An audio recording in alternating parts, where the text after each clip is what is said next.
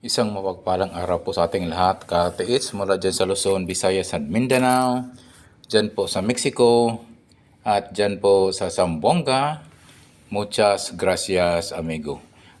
Bago po ako magpatuloy sa pagdekod at pag-analisa, at ito po nga pinadala po na napaganda po nga treasure marker. Ito po yung tinatawag na Old Century Tree na ito'y paborito po ng mga Japanese soldier o ito'y ginagamit as a treasure marker. Okay po, ako muna po ay nagpapasalamat po sa aking mga viewers, sa aking mga followers at sa subscriber. Thank you so much sa walang sawang pagsubaybay po. Patuloy yung pagsubaybay sa aking YouTube channel na ito po ay ang aking tema po dito ay isang treasure symbols, treasure sign, treasure markers, at ito ay aking dinidikod at ina-analisa po ang mga ganito pong klaseng treasure markers mga katis. Yung mga gusto po lang magpadikod at magpa-analisa ng mga treasure markers at sign at symbols, pwede nyo pong hanapin po ang aking Facebook page, Alejandro Sanchez. Kung gusto niyo mong ipadala po ang inyong mga treasure, mga picture po ng treasure marker, treasure sign at treasure symbols, sa abot kong aking makakaya, ay aking pong gagawin po ang pag-analisa at pagdikod sa mga treasure marker sign na inyong ipapadala po sa akin mga katiits. So, maraming salamat po sa inyong pagtitiwala sa pagdidikod po at pag-analisa ng mga treasure marker, treasure sign, katiits. Yung mga marami pong na nagko-comments po sa aking comment section kung paano po ipadala ang mga picture po na gusto iparikod o ipa-analisa ng ating mga katiits. Okay po, piliin niyo po yung Alejandro Sanchez na mayroong medyo pa yung pagkakaiba po at marami pong Alejandro Sanchez po ang lumabas po sa Facebook page.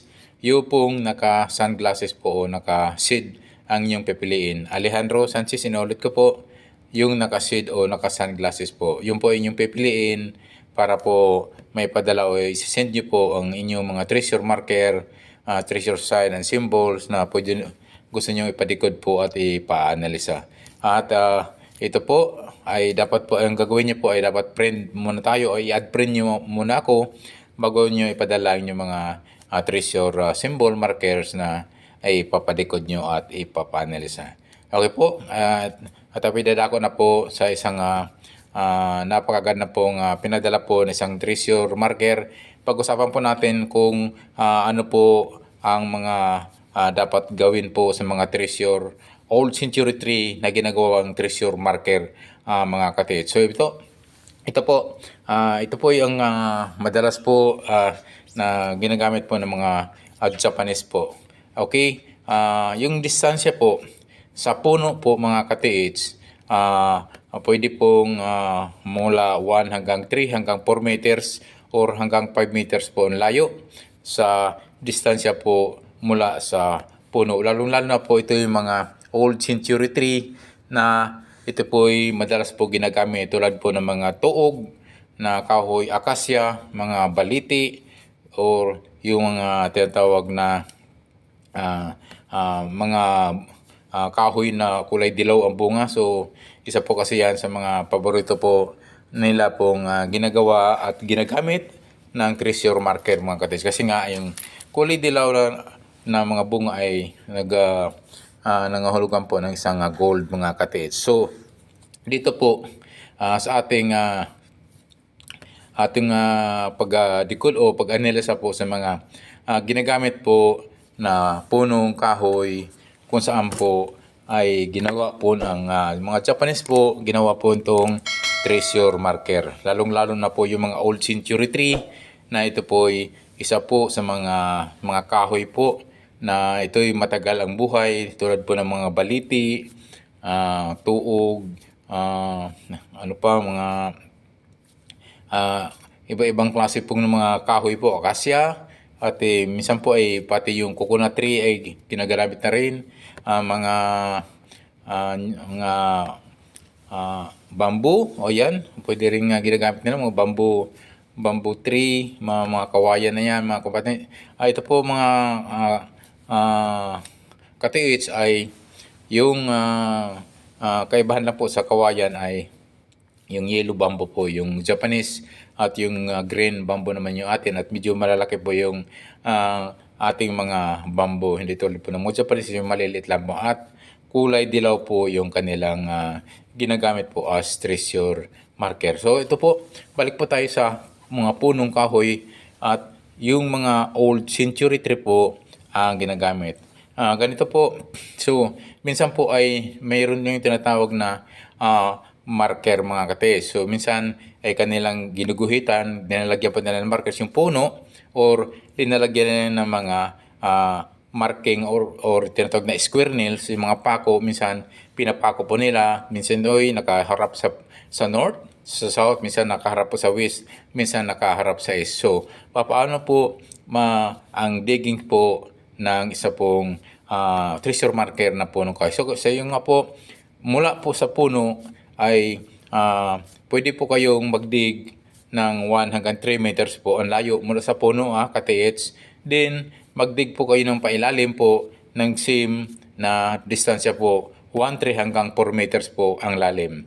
So yun po yung gagawin nyo po, dahil kasi nga yung puno, lalo na pag old century tree, ay lumalaki po yung pinaka-ugat niya, na ito'y gumagapang po na talaga pong sipin nyo po 80, 100 or 100 plus years yung punong kahoy na ngayon po ay ginagamit po nila na treasure marker mga kapatid. So yung distansya po, yung unang distansya po mula sa puno ay 1 hanggang 3 hanggang 4 meters po. Pwede po yung ganong sukat. Yung pababa naman yung ang dig, yung paghukay po, same distance po, 1, 3 hanggang 4 meters din ang lalim. Kung bakit po? Kasi nga yung ang ginagamit mo nila, same distance po yung ginagawa po ng mga Japanese. So ang una po, yung susukat po kayo ng mula sa puno, 3 hanggang 4 meters po.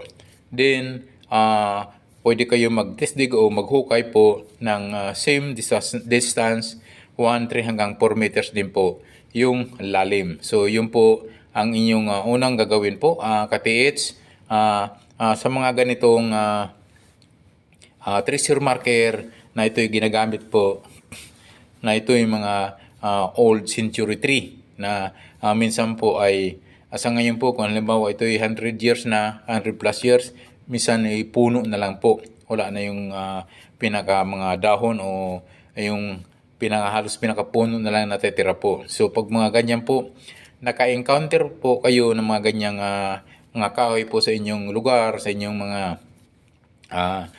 bulumudokin, sa inyong mga lupain, tingnan nyo po, posible po mayroon po yung mga tinatawag na treasure item. So ngayon po, ang ginagawa po nila, mismo tinanim po nila yung puno doon mismo sa ibabaw ng pinaka-item mga katiit. So, ganun po ang ginagawa nila.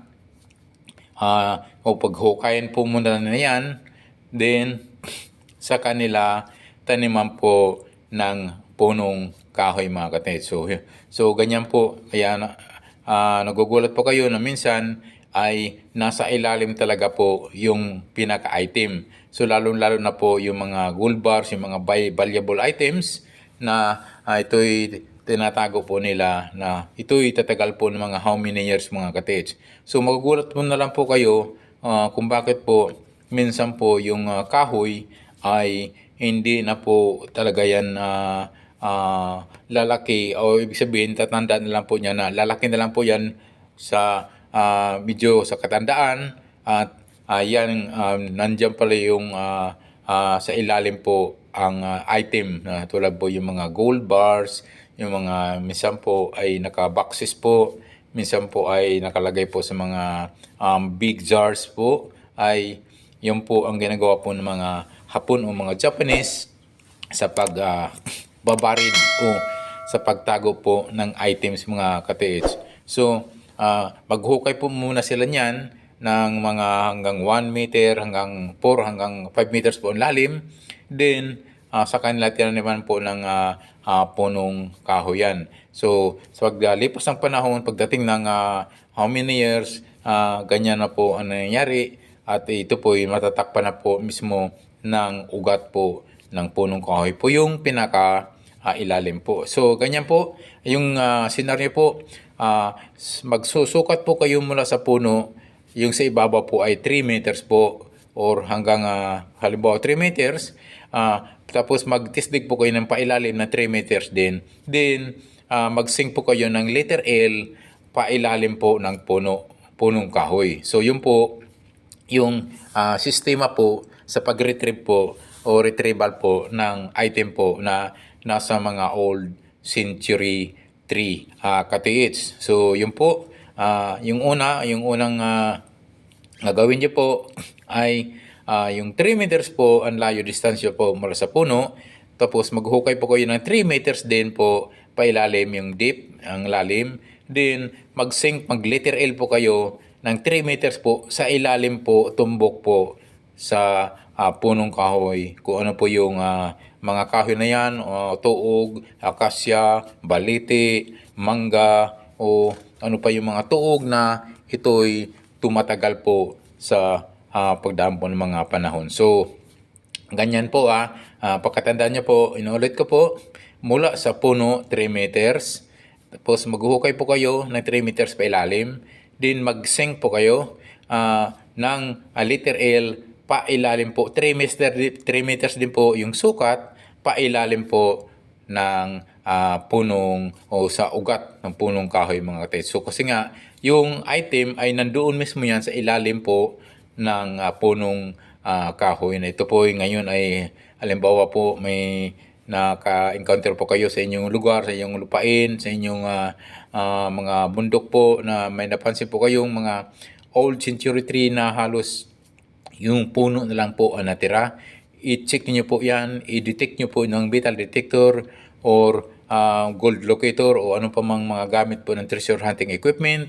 Possible po at madalas po talaga yan at mayroong item na naroon po. Hindi lang po sa ibang bansa tayo napapanood po ay sa mga puno old century tree talaga mga katiits, yung po ay ginagamit po nila na yung mga item po. So sa atin ay madalas ay yan ay nakikita po, madalas ay marami pong mga katiis po natin, marami natin tayo mga treasure hunter na nakuha na ganyan po mismo, sa ilalim po mismo talaga yung item ng ugat po ng mga old century tree, mga punong kahoy na ito'y tumatagal po ng how many years. So ngayon po, kaya nga po pag kayo'y naka-encounter ng mga punong kahoy o ito'y alam niyo po na ito'y nag-iedad ng mga 80, 90, 100 years, more than 100 years kahoy. Ito'y tinatawag na po na old century tree. Ay ito po, posible po ito ay mayroon pong treasure item mga katiits. So, ang gawin nyo po, hukayin nyo po ng 3 meters po ang nalayo, deep, 3 meters din pasing po sa ilalim, 3 meters din po ang pailalim po doon sa punong kahoy mga katiits. So, yun